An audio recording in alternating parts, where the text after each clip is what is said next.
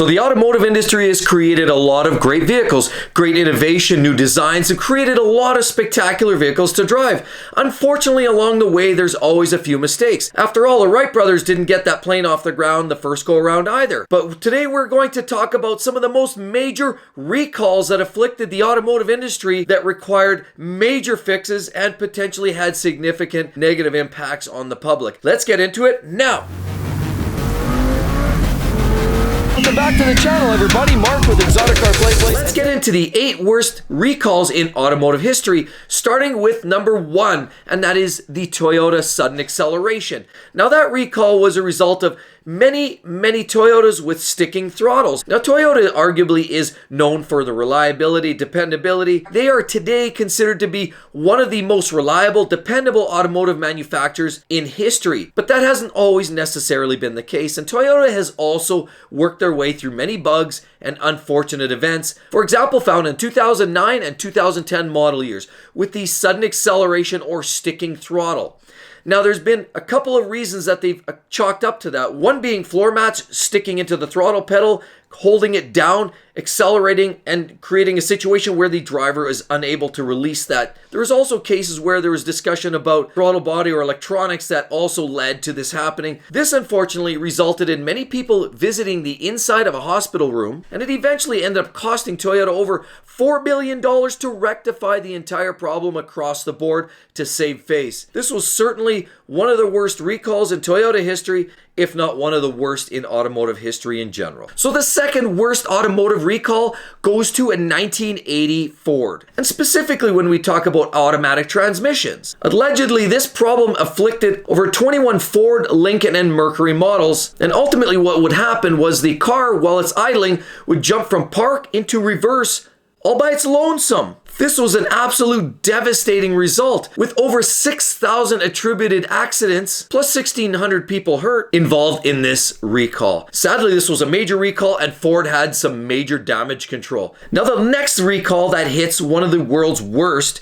happens to go to Volkswagen. That's right, back in 2009 and 2010, there was just a little recall called the Dieselgate scandal, which actually afflicted over 475,000 Audi and Volkswagen vehicles collectively. Now, Volkswagen was being a little bit shystery in this situation, and they were designing cheat codes to restrict performance, power, and ultimately were there with the intention on fooling the lab environment to tell the public and the regulators that these cars were meeting very increasing strict regulations around emissions. Sadly, unfortunately, when these cars hit the streets, these systems were reset to run in normal operation. Now, these reset would bump up the performance and emissions would follow suit. Unfortunately, with that, emissions were never ever nearly attained as they were in a lab environment, and ultimately customers across the board as well as all regulators felt that they were cheated royally.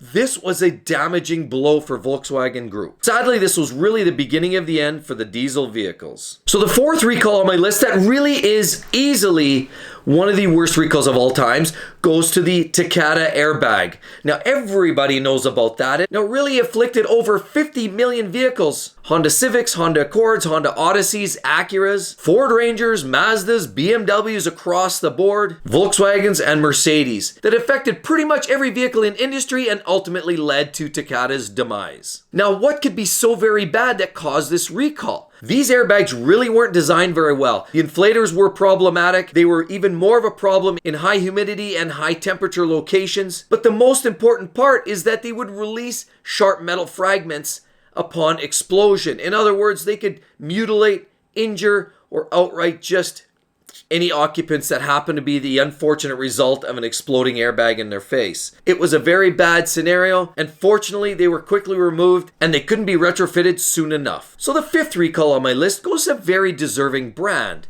That's right, it's Ford. They hit the list again with fires. Back in 2005, there was almost 4.5 million vehicles that were affected by a faulty cruise control component, which led to a dashboard fire. This ultimately was an overheating switch that could be found in Windstars, Explorers, Ford F-150s, Super Duties, and a whole host of vehicles. It was in almost every one of their models. As a matter of fact, once it became such a prevalent problem and Ford recognized this, they sent out notifications to owners to recommend not parking their cars indoors for fear that the car might spontaneously combust and ultimately take down a garage or a house with it. How would you guys like that? You walk away from your car, you come back an hour later, and there's charcoals and briquettes and nothing but carbon ashes left on the ground. It's a Ford, what can you say? I'm sure all of you guys have heard about my next recall, which is number 6, and it belongs to that wonderful, sporty, compact, affordable Ford Pinto from 1978.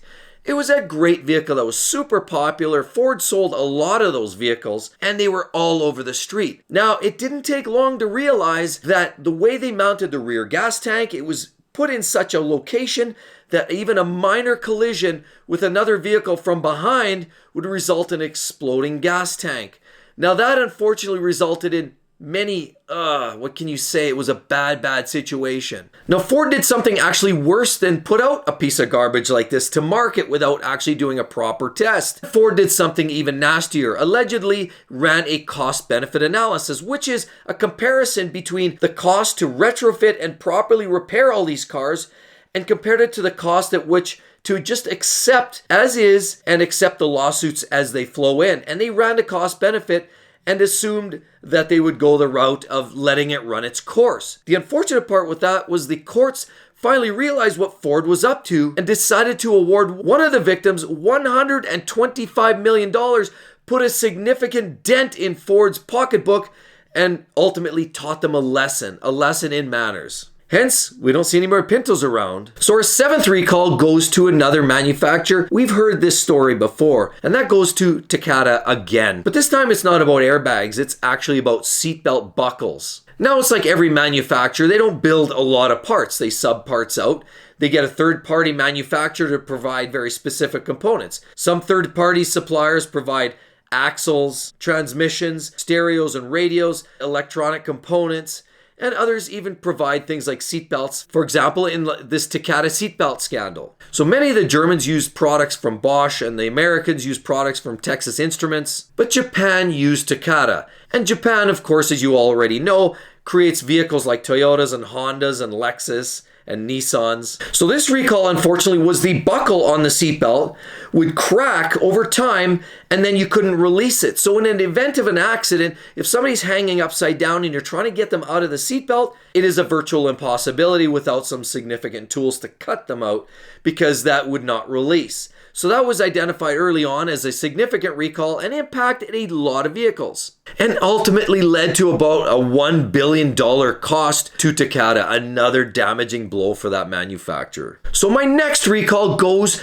to BMW. In this case, it is actually a PCV heater. So there's this valve heater under the engine compartment that is known upon some corrosion to develop over time to create a high fire hazard. Well, this fire hazard unfortunately affected over 925,000 cars. And it was so bad, in fact, that BMW advised all their customers to park their cars outdoors until the proper retrofit could be had. That was a sad day for BMW. As well, unfortunately, coupled with that, they also had a heater fan blower motor that would cook as well. And it was another contributing fire hazard for BMW in that same generation. Thanks again, everybody, for joining in. If you want to learn about BMW's worst recall ever, right over here, or if you just want to join the channel, click the subscribe button here and the notifications bell, and you'll be privy to a great amount of awesome automotive videos. I really hope to see you guys soon. Catch you then. Bye-bye.